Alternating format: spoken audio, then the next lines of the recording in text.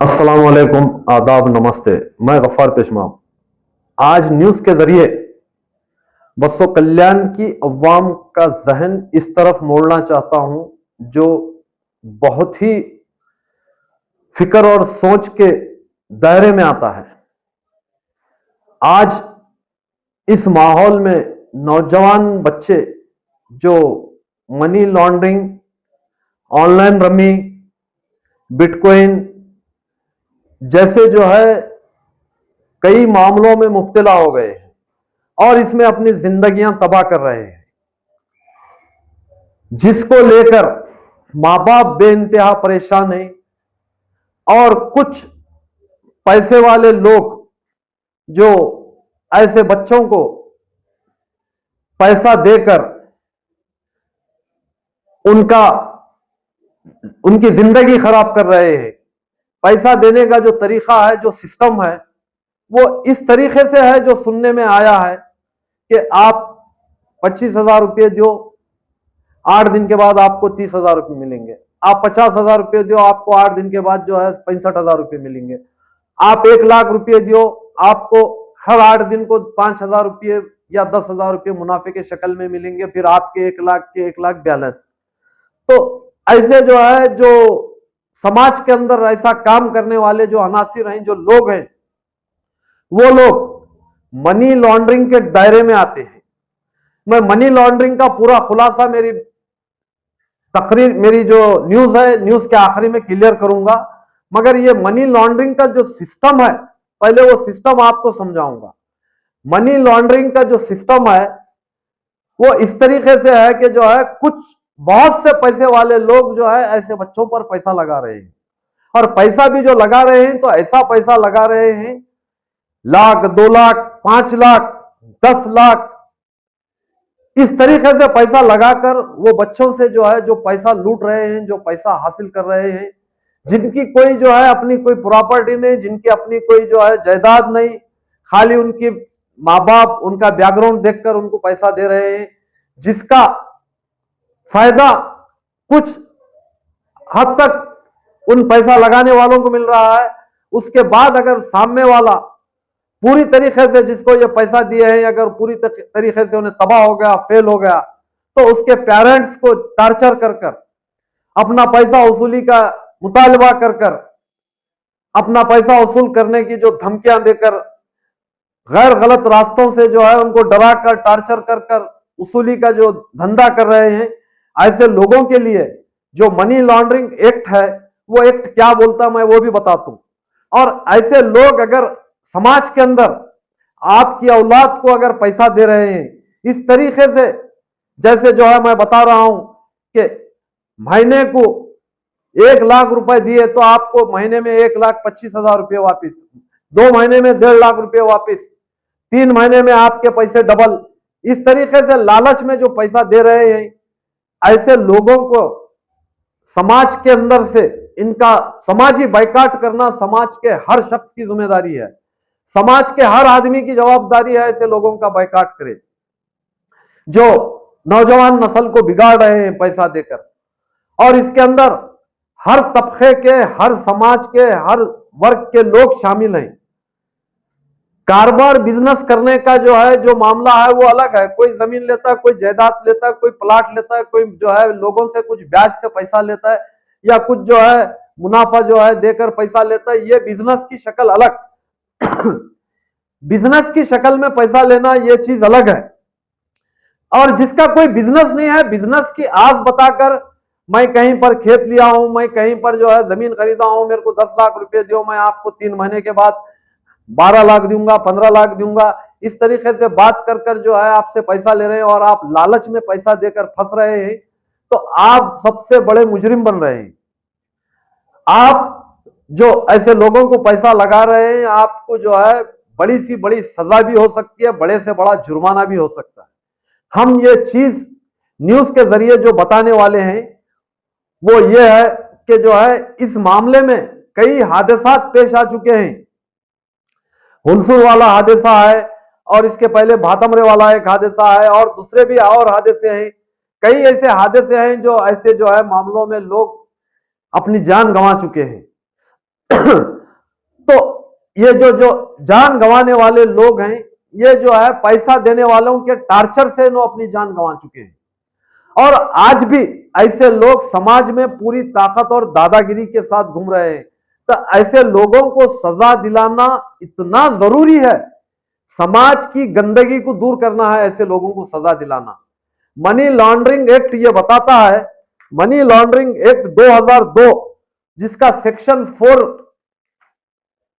उसके अंदर money laundering के जो लोग मुलविस हैं उसमें कम से कम 3 साल की सजा और 5 लाख रुपए जुर्माना, ये कम से कम है।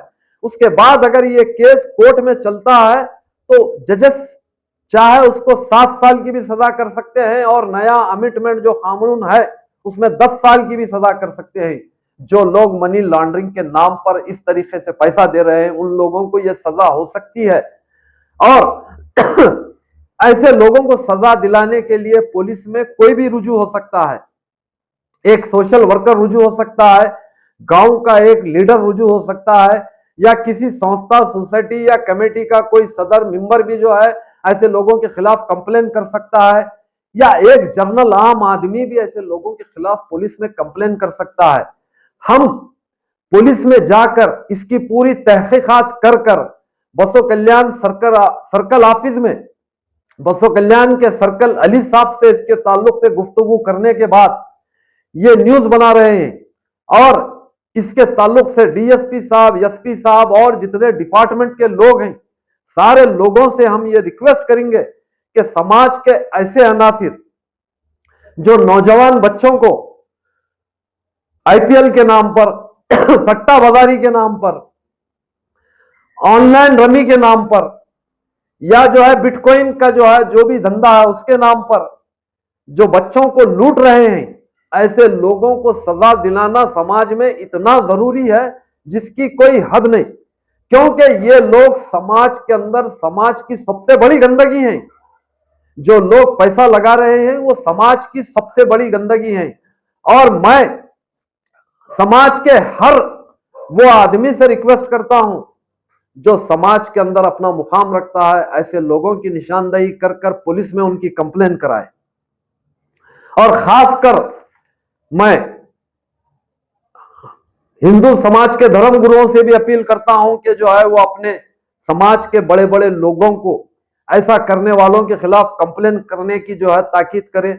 और मुसलमान समाज के जो गुरु लोग हैं, साहब लोग हैं, या जो उलमा हैं, मसाजिद के जो इमाम हैं, उनसे भी मैं गुजारिश करता हूं कि आप अपने मुख्तदियों को इस तरफ तवज्जो दिलाएं कि ये ऑनलाइन रमी, बिटकॉइन और जो है आईपीएल सट्टा और दूसरे चीजें जो हैं ये मजहब इस्लाम के एतबार से हराम है, बिल्कुल हराम है, और इसका करने वाला बहुत बड़ा गुनाहगार है। इसके तरफ आप लोग अपने मुख्तदियों को तवज्जो दिलाएं।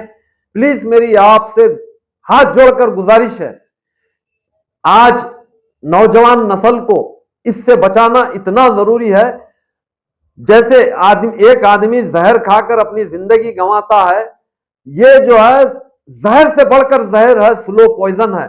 जहर खाने के बाद आदमी की जिंदगी आधे घंटे 15 मिनट की होती है, मगर ये जिंदगी को आहिस्ता आहिस्ता तबाह करके आदमी को मौत तक पहुंचाता है।